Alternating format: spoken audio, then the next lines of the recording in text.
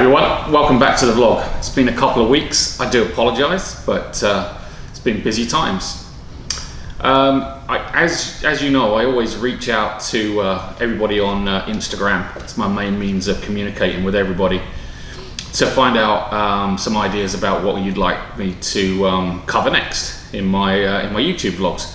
And I had quite a few people have been asking me about whether I use live rock or dry rock, and what would I recommend to someone that's starting a reef tank. So I thought that I'd cover everything from my personal perspective on the whole live rock versus dry rock question, and then hopefully with the information that I give you from my experiences, you can make an informed decision on whether you should use dry rock, live rock, or a combination of both in your next reef tank.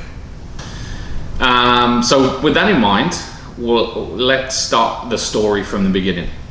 If you check out my previous videos, I cover the equipment in my reef tank, why I chose Waterbox as the tank of choice.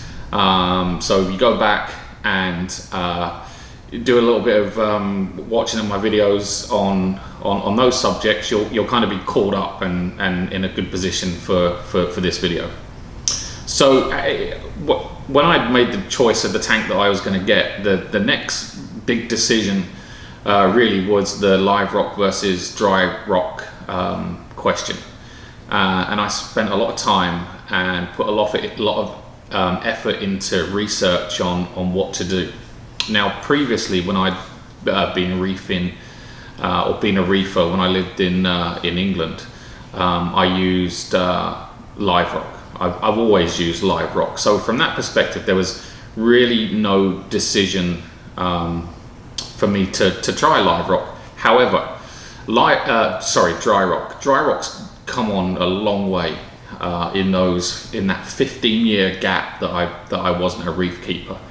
And it's come on in leaps and bounds, and people have been very successfully setting up their own reef tanks with dry rock, and I think the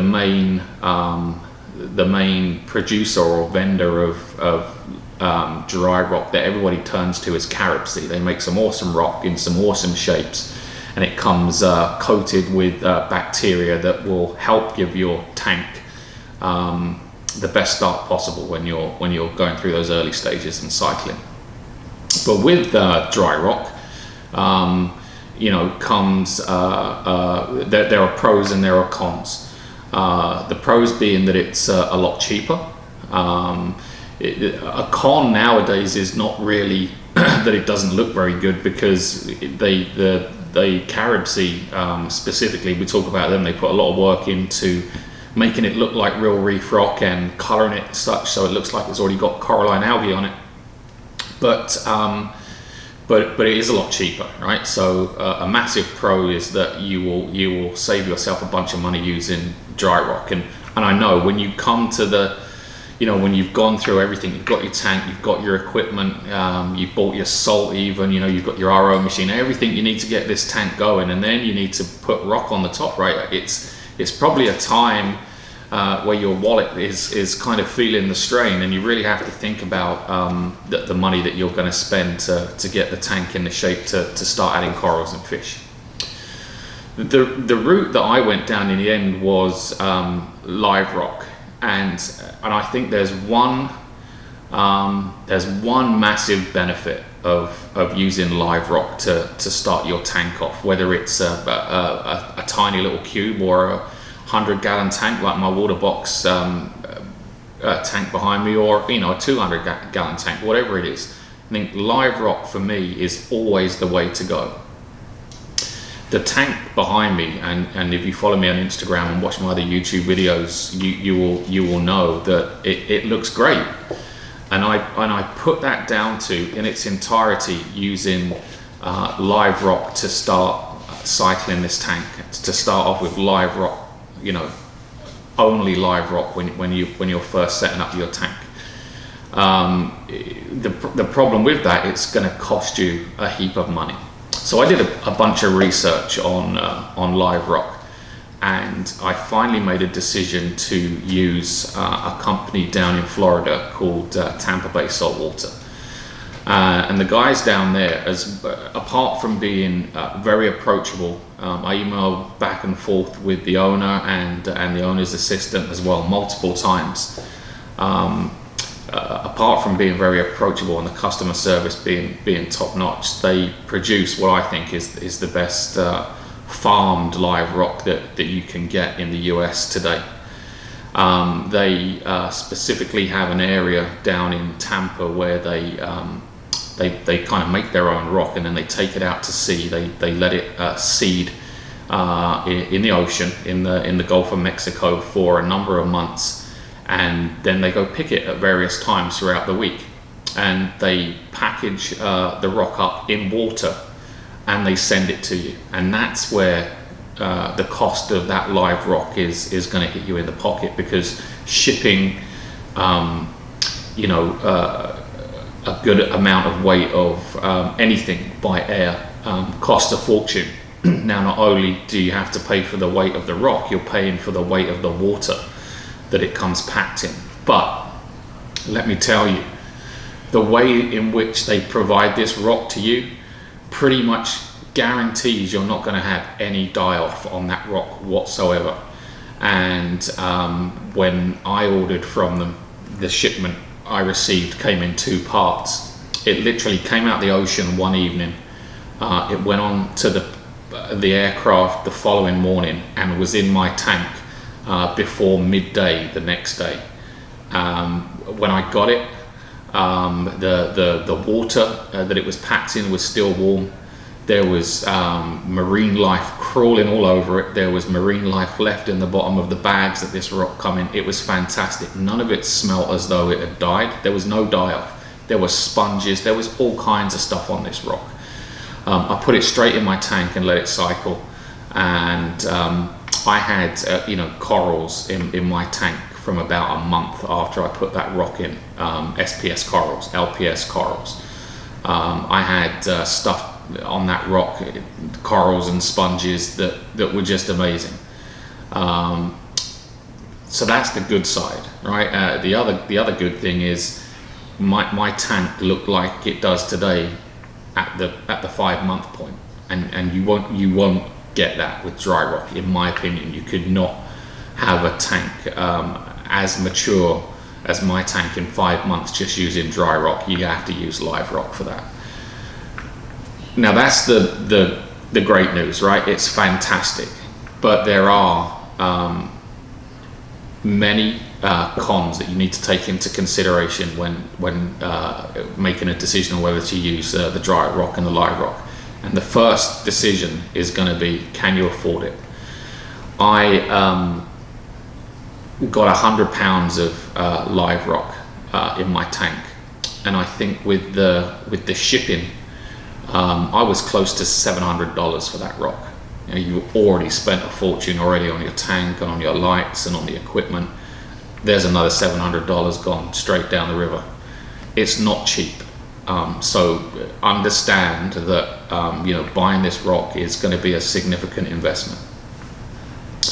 The other con is you need to be around when this rock turns up at the airport.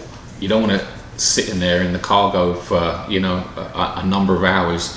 As soon as that air bill comes in and you get a text that your plane has landed, whatever your local airport is, get to the airport, be there ready for it. You want that sitting in those boxes for as short a time as possible. Get it home and get it in your tank. So that's another con. You have to be around when that rock gets delivered to the airport. They won't deliver it to you. You have to go and pick it up. And I think the final con, and this is probably the biggest one, is that you're going to get creatures in your tank that you don't want in a reef tank, especially if you're going to be keeping corals. And you hear stories of people having all kinds of stuff, good and bad. And I was no different. I had, I would say, approximately 30 to 35 gorilla crabs in my rock shipment. You can't find them. The only way that you would find them would be to have that rock in a separate tank. And when you're first setting up a reef, if it's your first reef, you're not going to have that, right? You haven't got time to seed that rock. It's got to go in your tank. It's got to start cycling your tank. So be prepared to deal with pests in your tank. And if you go into this in the mindset that you're going to have pests, you won't have any issues. But if you think you're going to get away with getting pests in your tank from getting live rock, then it's probably not the right decision or the right method for you to use when you're setting up your new tank. So I had gorilla crabs. I had pistol shrimps. There's 2 in there now. And although the pistol shrimps are not any danger to your corals, right? They do destroy your cleanup crew, right? They will eat your snails. They will eat your hermit crabs.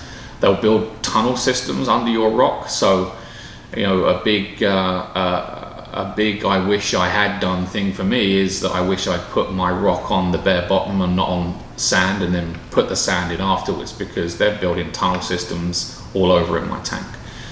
And you'll get other nasty stuff in there as well, right? That perhaps you want or don't want. You get the bristle worms, you'll get sea urchins, but you'll get a whole bunch of really cool, interesting stuff as well. I had a ton of emerald crabs. I had a ton of Mithrax crabs. All these good invertebrates that you want on your rock, that's going to help control any kind of algae bloom that you may get when you first set your tank up. So just have in mind, when you get this rock, right, be prepared to have to deal with those nasty predators that are going to come on your tank, and you can get them out. It does take time. I think I spent 2 months, a total of 2 months, trying to rid my tank of every single gorilla crab that was in there, and there's none now. And I will tell you, those pesky little pistol shrimps will help you out as well, because when they get big enough, they'll start eating the gorilla crabs too. They don't care. They'll go after them. They're like terrorists. They go after anything. I had some rare corals, or not rare corals, but corals that were growing on the rock as well, that aren't allowed to be sold in the States. And I think Tampa Bay have a special permit that, if any of those corals show up on the rock, then they don't get into any trouble with it. They can't go out there and farm them, but if the coral just happens to start growing on that rock, then you get to keep it as a freebie.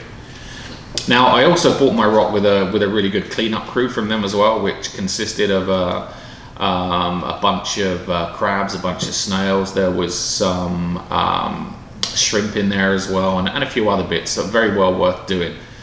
But the rock, absolutely superb. And my tank didn't actually go through the common cycle like everyone else's would. I didn't add any bacteria. I just let the rock do its thing, right? I didn't get my live sand from Tampa Bay. I bought that separately from Carib Sea, although you can get sand from Tampa Bay as well that comes straight out the ocean. I chose not to go that route. I wish I had done, actually, because I think that would have sped the cycle up even more, but I didn't. But within 2 weeks of me adding the rock, my tank was done. It was cycled. I think the highest my nitrates ever went was up to about 20. I never had an ammonia spike in my tank, and I never had any phosphates, and I've never had an algae, whatever way you want to call it, bloom in my tank. Not once have I had any algae blooms in my tank, and I put that all down to the rock.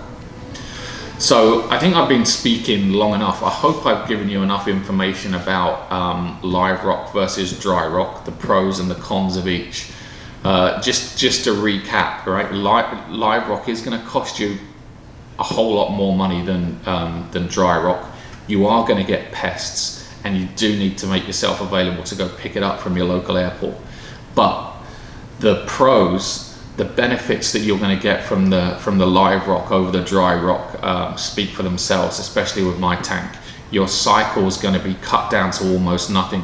You'll be able to put corals in here, months quicker than you would do if you were using dry rock. And if you're lucky enough, you'll never have any algae problems. So from my personal perspective, I would never start a tank with dry rock, a large tank. I would never do that. I would always use live rock, because I just think down the road it saves you so much time, and you can start stocking your tank with the corals that you always dreamed of having much sooner rather than later.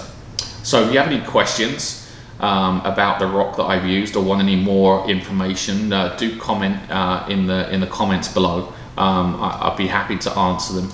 And let me know also in the comments whether if you're setting up a reef tank or have set up one in the past, if you're going to use dry or live rock. I'd be interested to know what you're going to use to start your reefing journey. So there you go, quick 10-15 minutes on live rock versus dry rock. I hope you enjoyed the videos, guys.